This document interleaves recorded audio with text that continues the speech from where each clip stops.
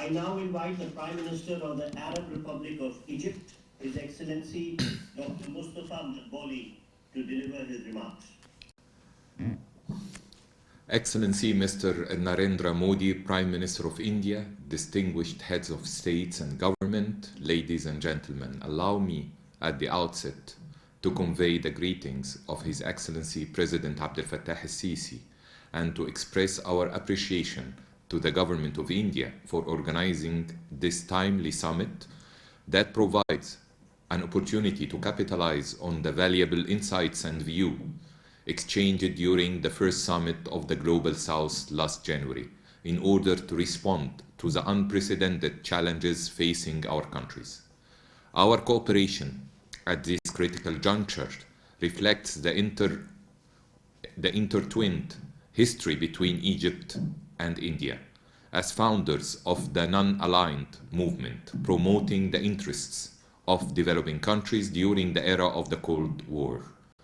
Such cooperation is much needed today to promote the voice of the Global South in order to maintain the interests of the developing countries.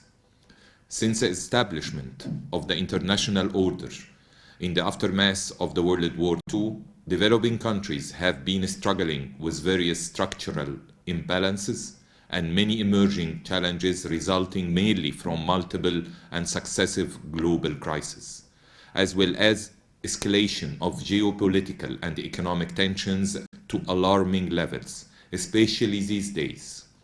Unfortunately, double standards in addressing unresolved, long-standing issues is clearly manifested.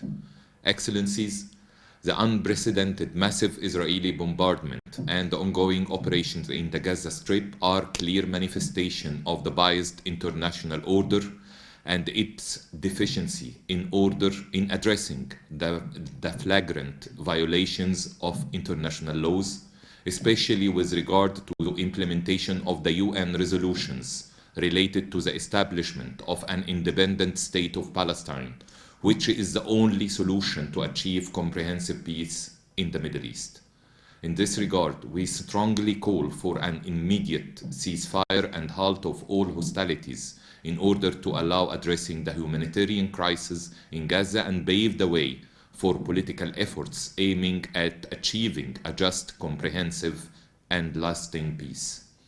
In this context, dealing with these shortfalls would require serious political will of the international community to respond to the challenges of the 21st century based on the international law, the UN Charter, sovereignty of states over their territories, and non-intervention principles, in addition to reforming the uneven and imbalanced global economic architecture, which fails to ensure equitable benefits for all countries. In this regard, there is a dire need to reform the global financial system with a view to enhancing the role of the international financial institutions in order to enable developing countries to avert the risk of reversed hard-won sustainable development gains, as well as strengthening their climate action to overcome the challenges of climate change. This would entail broadening the lending capacity of the multilateral development banks, assessing best alternatives for rechanneling the special drawing rights at the IMF, and mobilizing additional finance from various resources, including private capital. Moreover, we emphasize that climate finance should be additional to the official development aid. It is also imperative to address the rising external sovereign debt of developing countries, which surged to more than 11.4 trillion in 2022 US dollar in 2022. That is double what was recorded a decade ago. Taking into consideration that current debt trajectories is the main threat to macroeconomic and financial stability. Therefore, effective and concrete actions are urgently needed to avoid a looming global debt crisis. Establishing comprehensive, efficient, and sustainable mechanism to manage debt distress in both low-income and middle-income countries are crucial.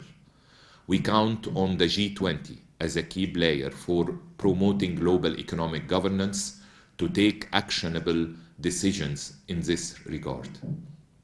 Excellency, Egypt was historically committed and will remain committed at this critical juncture to promote the voice of the Global South in all fora, including the BRICS, which we will join next January, and we look forward to continue working constructively with other developing countries to create a shared future that best serves our mutual interest. I thank you, Your Excellency Prime Minister.